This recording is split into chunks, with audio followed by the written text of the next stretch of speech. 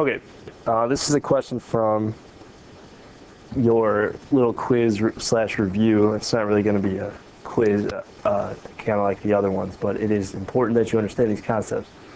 The question asks, which of the following statements is or are false? Okay, so you got to decide which of the following are not true. So that in itself is a tricky question. So first thing says, if 2 points A and B are equidistant from the endpoints P, Q, then a third point C between A and B is also equidistant from endpoints P, Q.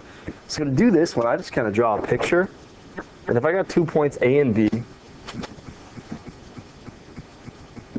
equidistant from endpoints P and Q,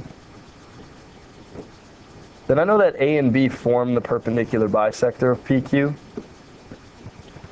And we know something about the word between. C is between. That means that C is collinear with A and B, which means that C is on the bisector as well. So that's actually a true statement. So as far as which ones are false, that one is not false, that one is true. Okay, because if C is between, it's also equidistant. That's like very much what we learned today, right? If A and B are equidistant from PQ, A and B make the perpendicular bisector. And then if a point on that bisector, if a point lands on that bisector, it will also be equidistant from P and Q. So that said, let's look at number 2.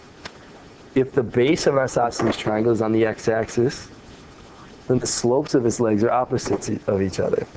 Well, that's a great question in itself again. So what I did with that was just make out a couple examples. So if you have something like this, and you're trying to figure out, are the slopes opposites of each other? Well, you know, if this point is at like 5, 0, and this point is at, we'll say, 11, 0. Actually, whatever this point is at, we'll say it's up 10. But wherever this point is at, I know it's halfway between 5 and 11 because these are congruent. So if I look at this like that, 5 plus 11 is 16, divided by 2 is 8. And I figure out the slopes of each of these. And I know this was a tricky question, but this in fact actually is going to be true. You're going to see this any situation. I just made up, this is a random situation. Okay? If you're like, where did you get all those numbers? My answer is, I don't know. I just came up with them. It's just completely random. So when I'm looking at this, I'm going to find the slope of this line, y2 minus y1 over x2 minus x1. I get 10 over negative 3, or negative 10 thirds. Okay? Now I'm going to do the other side. The slope of this side, y2 minus y1, again 10 minus 0. And then x2 minus x1, which is 8 minus 5.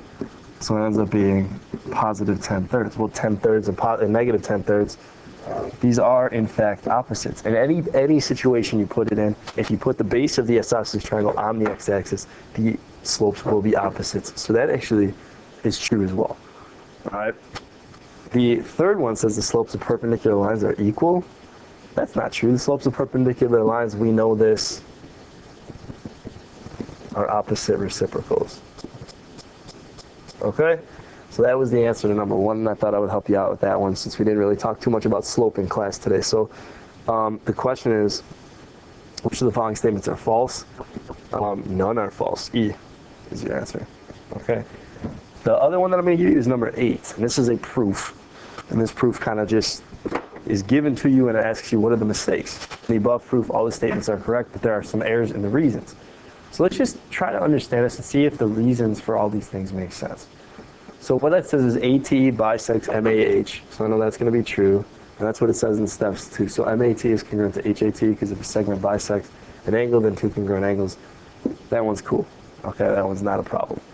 AT is congruent to itself because it reflects it. Okay, that's cool. And I'm going to mark it in the picture as I go just to see if I'm understanding. I'm also going to mark the other given, which was AM. Was congruent to AH. Now you can say that the 2 triangles are congruent by SAS. That's good. 1, 2, 3. I could also say that ATM is congruent to ATH by CPCTC. That makes sense. Okay, so that's number 5. 6, ATM is sup to ATH. That's true. If two angles form a straight angle, then they're sub, so that's a good reason. So these are all checking out so far. So 1 through 6, I'm fine. Okay? ATM and ATH are right angles.